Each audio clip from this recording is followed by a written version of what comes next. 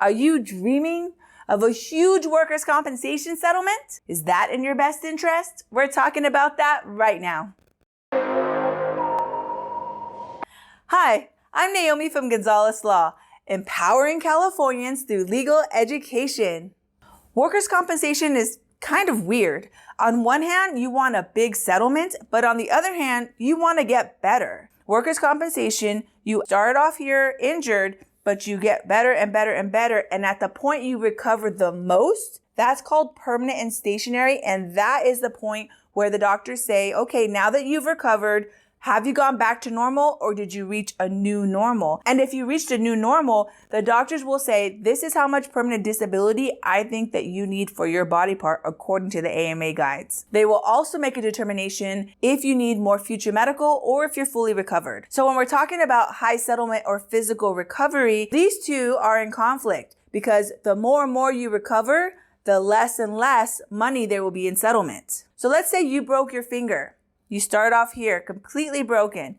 Now it gets bandaged up and the amount of time goes by and you get better and better and better. You might be a little stiff, but you might get some physical therapy, better and better. Now finally, you're at the end. You're permanent and stationary. The doctors will assess you. So let's take the instance. Your finger recovers 100%, like the injury never happened. In that case, the doctors will say, well, there's no permanent disability for your finger because you're back to normal. And you don't even need future medical because you're completely recovered, back to normal.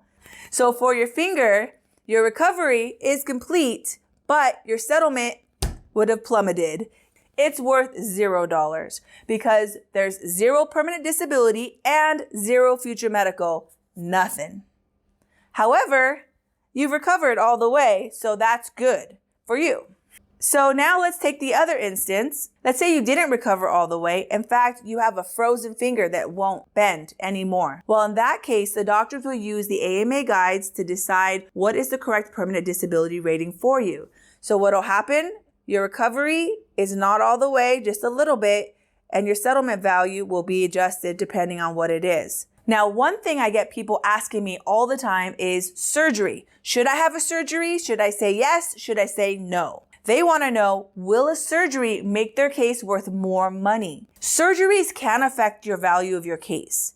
Think about it this way. If your surgery has a great outcome, let's say the best outcome, that means you will have higher recovery, which means your settlement value is likely to go lower. But what if your surgery has a horrible outcome and you have a complication? Well, then your recovery is lower and your settlement value might increase. So a surgery can actually make your settlement value go up or down depending on how much you recover. So what I tell my clients is don't worry about how your surgery will or will not affect the case. Instead, just talk to your doctor, find out the risks, talk to your family, decide if this is the best thing for you moving forward. Once the surgery has taken place or not taken place, then we will look on how it affects your legal case. But surgery should be a medical decision, not a legal decision. What I also tell my clients is throughout the whole workers' compensation process, I want you to focus on getting better. That means going to your medical appointments,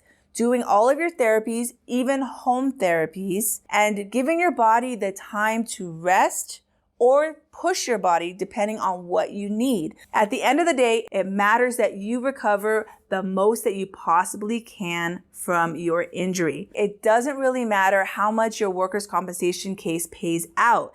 Why?